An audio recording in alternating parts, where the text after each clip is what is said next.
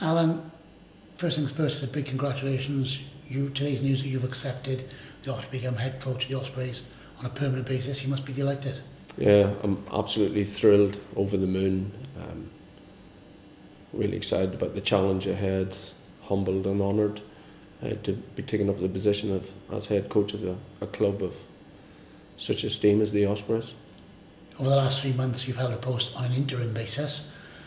How has that set you up to take the role on a longer term basis? You know, how have you enjoyed the last 3 months, and how do you see that now filtering through to your plans for the future?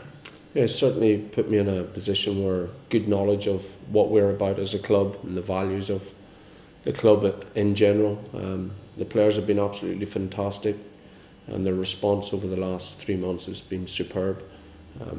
Them, along with fellow colleagues and everybody associated with Ospreys rugby, have been tremendously supportive. Obviously, there's always going to be an air of uncertainty around the place when you've got somebody in charge on a temporary basis. It seems as if the world and its wife was waiting for news on who, what, when, where, how moving forward. Now there's that certainty in place that allows you to start looking forward and starting to put your own stamp on the job properly, and to start making plans for next season and for the long term.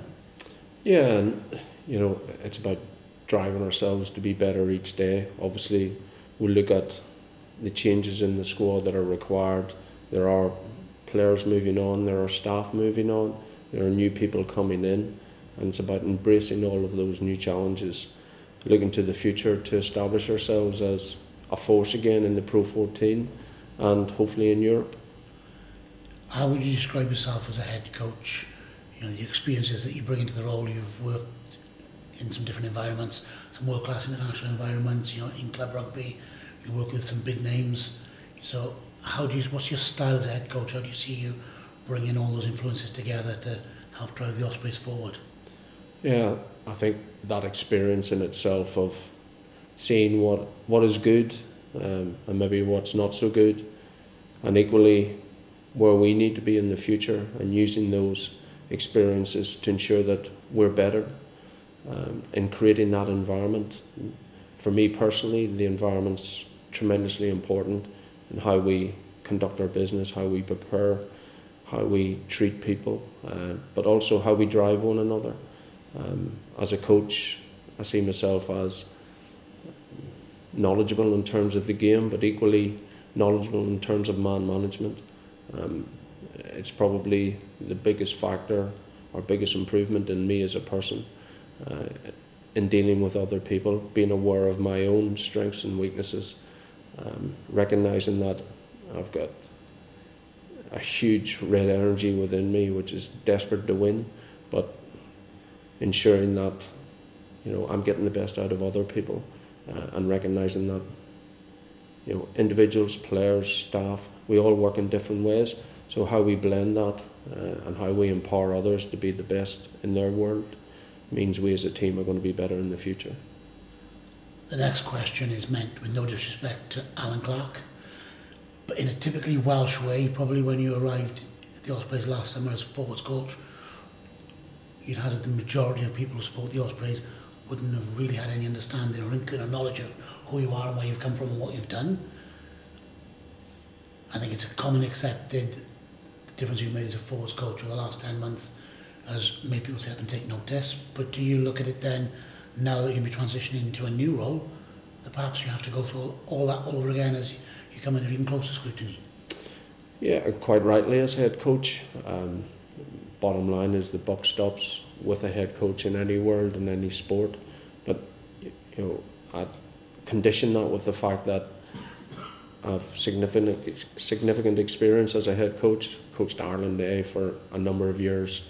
I've coached national age group teams to Six Nations championships.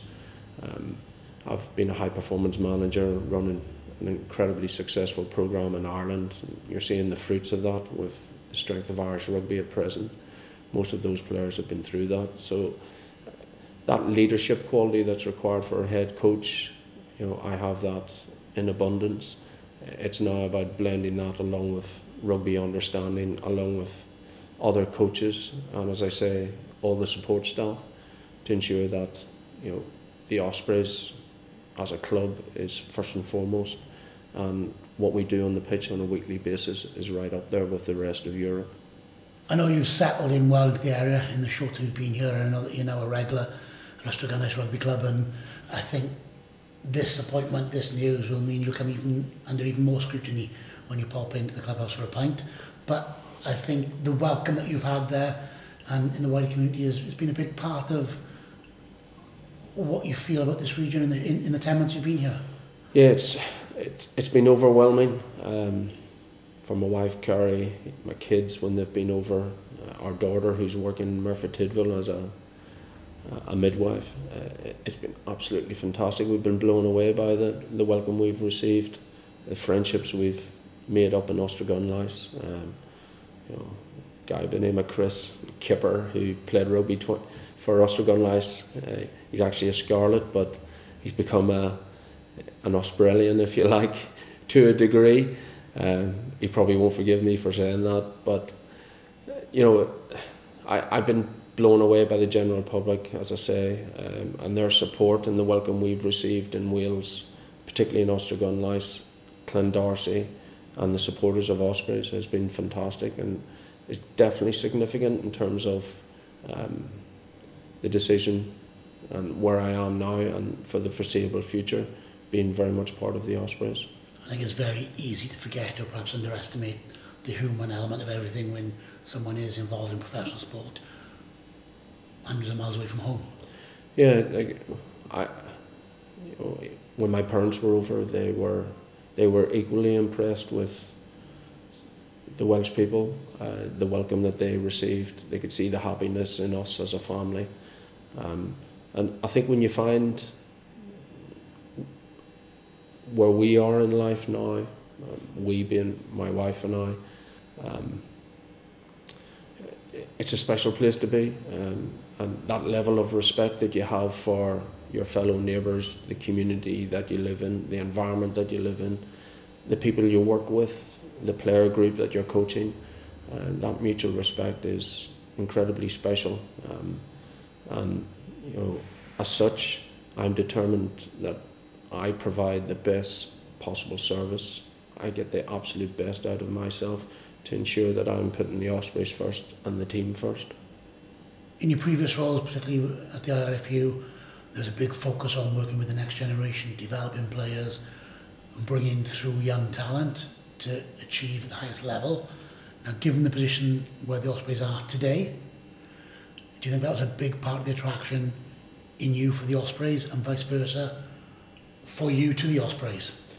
Yeah, I think there's certainly a good fit in that regard. You look at the success of the Irish teams, a number of those players, in fact the majority of the players of the Six Nations Grand Slam team, they came through that pathway, that high performance pathway that I oversaw in Irish rugby.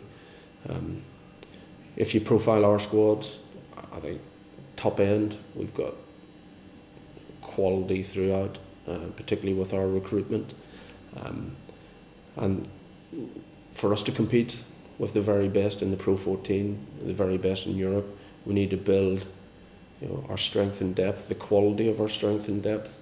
You compare us with Leinster, for instance, informed team. They've got 40 odd players that can step in at any given time. You look across their front row, their second row, their back row, their midfield, their back three, multiple internationals in each position. We've got, as I say, 1 to 23, 1 to 30 possibly, real quality, and we've got other developing players, and it's how quickly we can add value to that younger group of our squad, but equally how we can continue to drive even the Alan Wynne-Jones of this world, the Bradley Davies of this world, to ensure that their career lasts as long as possible, and in lasting as long as possible, it's at that requisite level to be winning top-end Pro 14 games, top-end European games.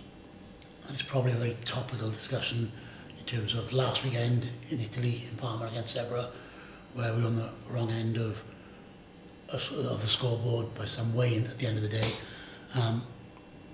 But it's important that you look at the bigger picture when around the team selection, battle still to be fought this season with the Champions Cup playoff to come, and the development of players and the bigger squad, the wider squad as we were talking about.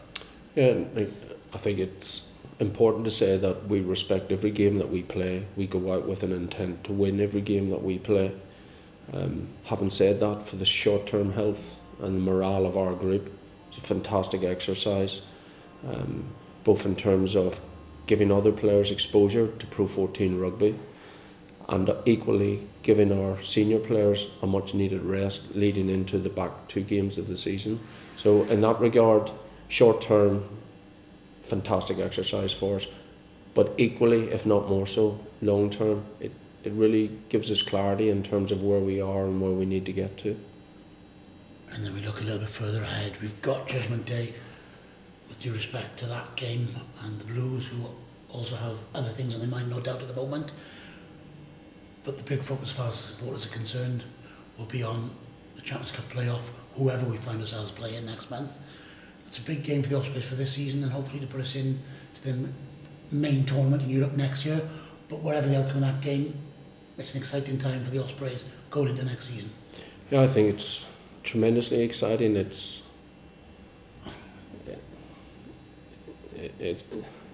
like a rebirth, if you like, and squads do go through cycles. This hasn't been the year that anybody connected with the Ospreys would have wanted in terms of results. Having said that, the enthusiasm within the group, the excitement leading into next year, and excitement placed in the right context of expectation. What the Ospreys have delivered in previous years is valuable in terms of what we stand for, but our expectation must be to match that and to supersede it, and we have to drive to be the absolute best that we can be. And if we don't extend ourselves in terms of that ambition, then mediocrity is a place where you can fall into on an annual basis. It's not somewhere where I want this club to be. I really want this club competing for knockout rugby,